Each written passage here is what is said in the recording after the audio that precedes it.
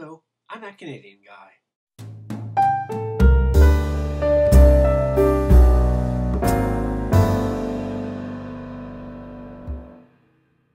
There has long been speculation on what could happen if man could travel in time. What historic events would unfold before our eyes? What future wonders could we see? Naturally, before one can actually travel in time, you need a possible method. Here are some real-life possibilities. Method 1. Freezing yourself. This seems simple enough. Turn yourself into a popsicle, here presto, get yourself thawed out in the future. This has the advantage of not needing any special gear beyond a large freezer, not to mention a reliable power source. But there are a few drawbacks. First of all, it's strictly one way. Sure, it'd be cool to awaken in the far future and see what man has accomplished, but then what? You're stuck in a world you never made, a temporal fish out of water, and everyone you knew is dead. Plus, it's not exactly guaranteed you can be thawed safely. After a century or two in a deep freeze, you might end up in a museum as a frozen exhibit. In real-life terms, this is pretty risky. Research has shown that ice crystals can form in the tissues, and since the ice expands, when you're thawed out, you're likely to be reduced to a skeleton and a puddle of gooey pink stuff. Ick. Method 2. Travel almost as fast as light. Well, this one does sound pretty neat. Fly a spaceship really fast on Viola. Come home a century later, and you've only aged 10 years. Then again, it is only one way, and any data you have gathered in your trip may be old news, or not useful at all back home. Making a first-hand star map wouldn't be any good in a world that's empty, or ruled by talking apes. And this one has a major real-life drawback. Fuel. It takes a lot of power to drive a starship continuously. I mean, a lot. You need to use fuel to accelerate, then to slow down, turn around, and boost your way back. To speed up continuously, as opposed to coasting, yep, gotta put the pedal to the metal.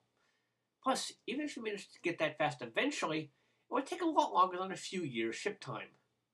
Sure, your ship gets home after 300 years Earth time, but there's nothing on board but a skeleton. Yours. Method 3. Wormholes and black holes. Easy enough. Fly into a wormhole and emerge somewhere else in space and maybe even time. Granted, it's tricky to choose a destination. Some people speculate that black holes may have a similar use, given that gravity is a result of the distortion of space-time, but hey, it's a black hole. In real life, these can have some big problems. Wormholes sound neat, but they're speculated to be really tiny. Quantum-level tiny. If you took a wormhole and fed it tons of energy, it might get bigger, but it need a lot of power. Roughly that of several suns. Not exactly a garage project. And as for using black holes, oh boy. A black hole is a collapsed star. Its gravity is so immense not even light can escape, hence black. If you were to decide to try to fly into one, you'd have a few problems. Get too close, and you'd be pulled in. Fly too slow, and you'd be pulled in. And what happens if you are pulled in? It's not pretty. Bottom line, you get torn to atoms, and the black hole gets a few molecules thicker. So as you can see, real-life time travel is iffy at best. But suppose you did have a way to do it. A method that enables you to travel into the past and return to your present time safely. But perhaps most provocative of all, what if you changed the past? Outcome number 1. The past can't be changed. Any attempts you make to alter the past fail. Warnings of disaster go unheeded, shots fired that the future dictator miss, etc. This is the speculation that perhaps history is, in a sense, set in stone. A subset of this is the time police. Their purpose is to ensure that the past is not altered.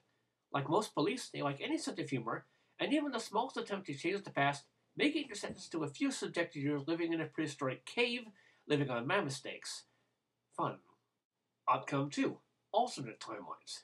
Anytime you travel into the past, you create an alternative timeline by your actions. In this case, any alterations you make simply result in an alternate present, separate from your own present time. You can stop the war all you want, but when you get back to your own time, it still happens. Outcome number 3. The future is fragile. This is one of the scariest possibilities, as it states that even the tiniest change can have catastrophic results up the line.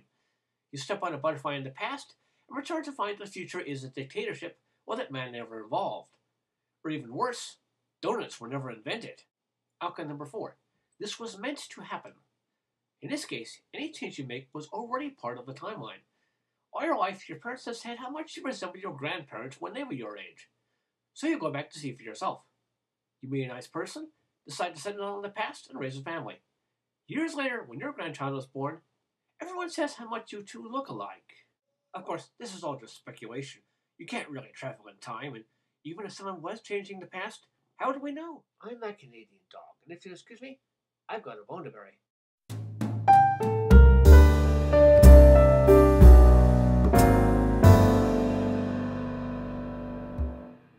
Naturally enough, before one can actually travel in time, you need a proper... Quickly, into the TARDIS!